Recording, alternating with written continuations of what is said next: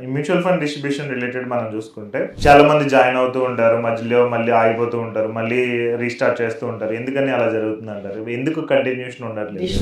Distributors ఒకటే అండి, వాళ్ళకి ఫస్ట్ ఆఫ్ ఆల్ సబ్జెక్ట్ లేకపోవడం. ఓకే, దీంట్లో అసలు ఇన్ అండ్ అవుట్ అని నేర్చుకోవాలి. Subject is more important. ఎందుకంటే ఒక కస్టమర్ దగ్గర కూర్చున్నప్పుడు ఆయనకి కరెక్ట్ ప్రోడక్ట్ ఇవ్వలేదు అనుకోండి, కస్టమర్ కి ఒక బ్యాడ్ ఎఫెక్ట్ అనేది వస్తుంది, అంటే ఇంపాక్ట్ వస్తుంది మ్యూచువల్ ఫండ్. వాళ్ళు సరిగ్గా నేర్చుకోక వాళ్ళకి ఏది తెలుస్తుంది అని చెప్పేసి కస్టమర్ అంటే లైక్ 2008 లో ఒకసారి మార్కెట్ క్రాష్ వచ్చింది. 9 to 14 వరకు మార్కెట్ లో కాంపౌండింగ్ రిటర్న్ వాస్ ఫ్లాట్ అని. ఇలాంటి టైంలో వీళ్ళు ఏంటంటే వాళ్ళకి సబ్జెక్ట్ లేక కస్టమర్ ని హ్యాండిల్ చేయలేక బయటకు వెళ్ళడం జరిగింది చాలా మంది. అండ్ లాస్ట్ 5 years చూసుకుంటే 2020 కరోనా తర్వాత ప్రతి ఒక్క ఇన్వెస్టర్ కి రిటర్న్స్ వచ్చాయి.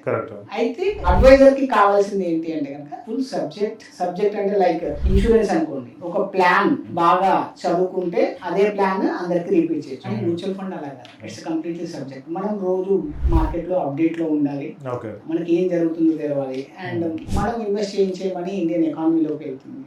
మార్కెట్ పడిపోయినప్పుడు ఆ రీజన్స్ మనకు తెలియాలి, కస్టమర్ ని అండ్ కస్టమర్ ని కన్విన్స్ చేయాలి అంటే కనుక మనం ముందు ఆ ప్రోడక్ట్ ని నమ్మాలి. ఆ నమ్మకం లేని వాళ్ళే బయట